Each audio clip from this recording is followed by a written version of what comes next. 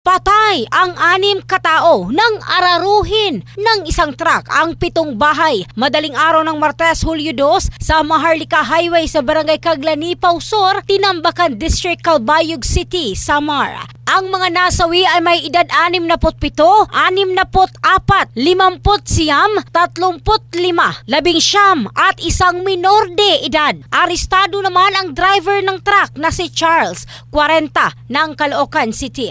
Ayon sa report ng pulisya, galing sa bayan ng Naval sa lalawigan ng Biliran ang self-loader truck at patungong bayan ng Allen, Northern Samar nang mawalan umano ng preno ang truck. Kaya tuloy-tuloy ang truck hanggang sa araruhin ang 7 bahay. Sugatan din ang isang pasahero ng truck at ang driver na maharap sa karampatang reklamo. In the heart of changing lives, ito si Michelle Craste ng Brigada News Philippines, the Music News Authority.